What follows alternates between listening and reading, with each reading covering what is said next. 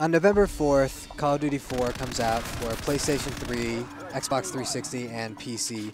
But select people will get a taste of the multiplayer on Xbox 360 through the Call of Duty 4 beta. Let's do this. So the Call of Duty 4 beta includes 3 different maps: Vacant, Overgrown, and Crash. And Vacant is set in Russia, and it's in a sort of abandoned office building. So you got a lot of drywall, and what's cool about Call of Duty 4 is that you can actually shoot through that.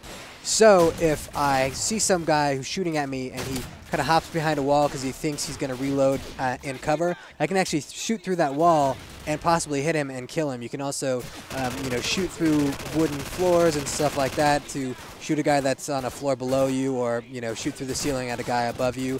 And it really helps a lot because you're going to see stuff where normally you'd see a sniper guy. He takes a shot, he misses, he ducks, he kind of pops out again. Well, this time, normally he's undercover when he ducks. But now with Call of Duty 4 and their ballistic physics, you can actually see a guy duck behind cover, and then you can actually shoot through that cover and kill him still. So it kind of evens the playing field a little bit. The second map is called Overgrown, and this is also set in Russia, and it's a very open map, sort of out in kind of a farm. And there's 2 bridges. There's a stone bridge and a wooden bridge, and there's a bunch of little houses as well, including a 2-story house.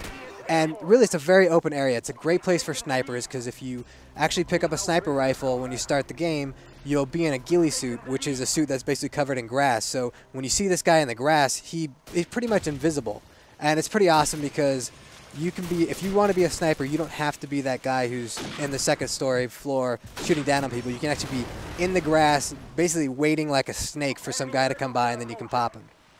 The third map is called Crash, which kind of is a Black Hawk Down feel to it. It's set in the Middle East. It's sort of in an urban area, and in the center of the map, there's a big open space, and there's a crashed helicopter. And the helicopter is actually split in 2, and you can actually go inside the helicopter, which is great for getting cover.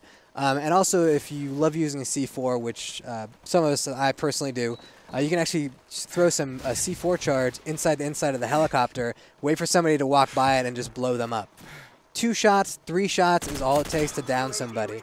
So you really have to be careful about where you're positioned, and keep yourself on the move and using cover a lot, and using your 1 smoke grenade to give yourself a little bit of safety to obscure somebody's view, because all it takes is a couple of shots, and that makes all the fighting very fast. Fortunately, there's an instant respawn in almost all of the modes, so as soon as you die, you'll get a kill cam view. You can see how somebody killed you, which is great because if somebody's camping somewhere, you'll actually see where they are, so when you respawn, you know where that guy is, and you can tell your friends they can go after him, or you can just avoid that spot where he's hiding out at, which does force people to move quite a lot more than they would in most first-person shooters. But when you respawn, the idea is that they want to put you right back in the action, so you'll spawn next to an ally, and it's almost like your reinforcements. So you spawn as far away from the action as possible so that you're not in instant danger, but as close to a friend as you can, so you never are alone. You won't respawn and just go, oh, I'm on the wrong side of the map, or where did all my friends go? You're always going to be with your friends when you respawn, which is a really helpful thing and makes you feel like you're part of a team. There are 4 game modes. There's Team Deathmatch and Free-for-all, which are essentially the same thing, except, one's everybody for themselves, and 1 or 2 sets of teams. Up to 12 people right now can play against each other in the beta, and most people are probably going to be playing Team Deathmatch. The Team Deathmatch is pretty fun. It goes up to a score of 750, and you get points for a lot of different things. You get 10 points if you kill somebody. You get 2 points if you assist, which means you do any amount of damage to somebody and they're injured and somebody else kills them. So you do get credit for that. You get a lot of points if you destroy an enemy helicopter. In fact, you get 250 points for doing it. And yeah, so there are a lot of different ways to get points, mostly by killing people and, of course, avoiding dying because you're giving the other team points. So there's a time limit of 10 minutes, but also if you reach that point max before then, your team will win, and you get experience points. And experience points in Call of Duty 4 are very important because they help level you up. And as you level up, you're going to open up new game modes, you're going to open up new weapons, you're going to open up new attachments for your weapons, and you're going to open up new perks that you can use and when you create a class. The other team objective game modes are Search and Destroy, which is basically the old school Counter-Strike where there's a bomb that one team is trying to plant and the other team is trying to either kill all the other members or defuse the bomb once it's planted. And on each map, there's going to be 2 different points where they could plant the bomb. So it does kind of keep the other team guessing. They can't defend just one point. And in fact, you can use strategy. You can actually send 5 of your guys all to point B and make the enemy think that you're planting the bomb there, while one guy just sneaks around to point A and plants the bomb on the other side of the map. The one thing about Search and Destroy, it's the only map that doesn't allow respawns. So your life is really precious because it still only takes a couple of hits for you to die, but once you die, you're just a spectator. And that will get a little bit frustrating for some, especially those who really suck. So you do have to be a little bit more cautious. You can't be quite as much going run and gun as you would in the other modes. And the last mode is Domination, which is probably my favorite mode. Domination has 3 different capture points spread out in the map, and basically both teams are trying to secure those capture points, and you just need to get near the flag, stand there for 10 seconds or whatever it is to fill it up, and then you just have to defend it. And the thing is that there's only 6 people on each team, and there are 3 points. So you really get spread thin quickly, and so it requires a lot of strategy both in trying to capture points and also trying to defend those points. Now, one of the great things about Call of Duty 4 is that it does have this really deep experience system. And as you're leveling up, you're going to unlock new stuff for your weapons. So you're going to have a lot of different challenges with specific weapons, like kill 25 people with an AK-47. And once you do that, you'll unlock a new scope for your AK-47. Same thing with the MP5, same thing with pretty much all of the weapons. And then there's other challenges such as, can you destroy a helicopter? Can you call in an airstrike? Those things all earn you extra experience points, and sometimes you'll unlock new skins for your weapons, stuff like that. So you can really have these really nice personal weapons that sort of talk to how much you've played, with the shotgun, because you love it so much and it's really tricked out.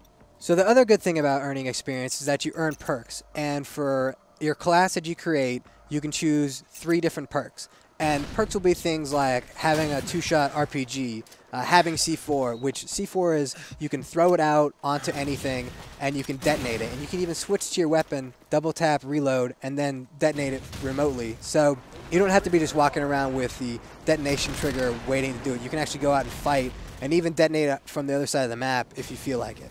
So other perks will kind of help the power of your weapons. Like there's a perk called Deep Penetration, which will allow bullets to travel faster through objects.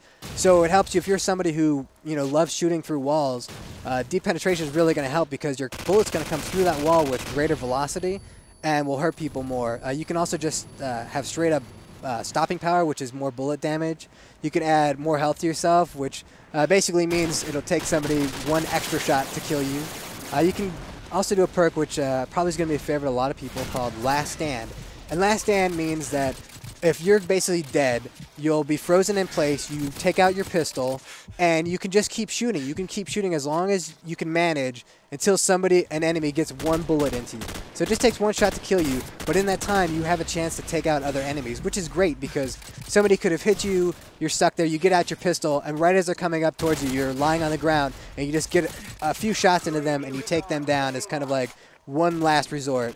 You also get a bonus for doing well during a game. So once you get 3 kills in a row without dying, you're going to be able to call in a UAV, and that's basically a floating satellite that can look down and has a radar for your enemies. So it'll show where your enemies are. Lasts for about 30 seconds or so, but it's very helpful because normally your enemies only show up on the radar when they're firing, but this way they're stuck there, so you can really organize and plan out your attack. Once you get 5 kills in a row, then you can call in an airstrike. And an airstrike will bring up a map of the whole level, and then you basically choose where you want the strike to go. Now, if somebody's called up the UAV so that they can actually see where everybody is, you'll know exactly where to target. And as an enemy, when you hear an airstrike called in, you actually hear the planes coming in before they come and drop the bombs. So you just see people scattering, trying to get under cover, because obviously, if you're in a building, you're going to be safe. But if you're out in the open, you're probably going to get blown up. And all of those kills, by the way, go to the person who called the airstrike. So not only are you, getting your kills for shooting people, but if your airstrike kills people, you get those points too. When you get to 7 kills in a row, you get your final bonus in a game, which is you can call in a support helicopter, which is just brutal. The support helicopter is AI manned, and it just flies around the area shooting people with a machine gun. It's very hard to take down. In fact, there's only 2 smart ways to take down one of these babies, and that's to shoot it with an RPG or to fire at its tail wing, because you take out the tail wing and it'll just spin out of control and blow up.